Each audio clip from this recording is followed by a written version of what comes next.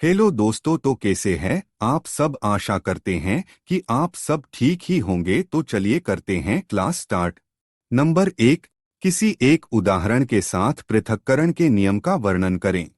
उत्तर, इस नियम के अनुसार जब विपरीत लक्षण के जोड़े को क्रॉस कराया जाता है तो युग्मक बनते समय एक जोड़ी के अलील एक दूसरे से सम्मिश्रित नहीं हो पाते बल्कि वे एक दूसरे से अलग हो जाते हैं। फलस्वरूप प्रत्येक युग्मक में दो में से केवल एक अलील रहता है। यह युग्मक अपने में शुद्ध रहता है।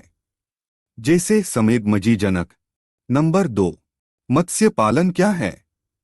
भोजन की गुणवत्ता सुधार में इसकी भूमिका बतावें।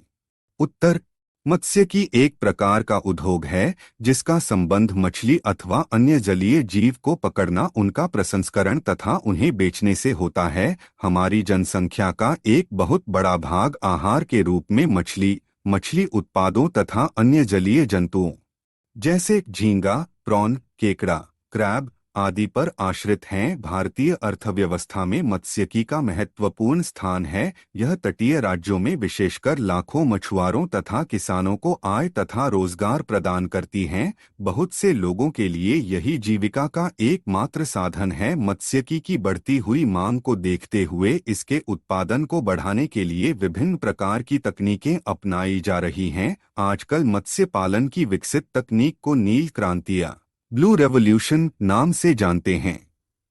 नंबर 3, जैव उर्वरक से आप क्या समझते हैं। जैव उर्वरक किस प्रकार से मिट्टी की उर्वरता बढ़ाते हैं। उत्तर, जैव उर्वरक ऐसे जीव है जो मृदा में पोषक तत्वों को बढ़ाते हैं। जैव उर्वरकों के प्रमुख स्रोत जीवाणु, साइनोबैक्टीरिया और कवक हैं। जैव उर्वरकों से मृदा का फायदा।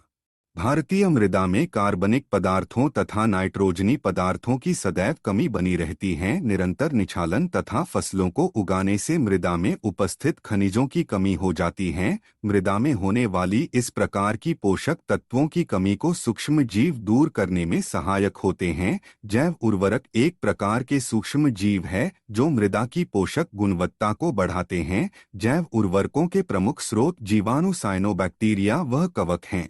इन जीवाणुओं में वायुमंडलीय स्वतंत्र नाइट्रोजन को स्थिर करने की क्षमता होती है, जिससे मृदा में नाइट्रोजन की कमी नहीं हो पाती। धान के खेत में साइनोबैक्टीरिया महत्वपूर्ण जैव उर्वरक की भूमिका निभाते हैं। कवक पादपों के साथ सहजीवी संबंध माइकोराइजा स्थापित करते हैं। इस संयोजन में कवकीय सहजीवी मृदा से फास्फोरस का अवशोषण कर उसे पादपों को प्रदान करते हैं। नंबर 4, अपूर्ण प्रभावित से आप क्या समझते हैं। उचित उदाहरण देकर समझावे। उत्तर, अपूर्ण प्रभाविता यह जीन के दो एलीलों में से किसी एक के भी एक दूसरे पर प्रभावी न होने की घटना है, ताकि जब दोनों उपस्थित हो तब एक नया फिनोटाइप बने जो कि दोनों एलीलों के स्वतंत्र प्रदर्शन के बीच का मध्यमी हो। यह कोरेंस 1903 द्वारा खोजी गई।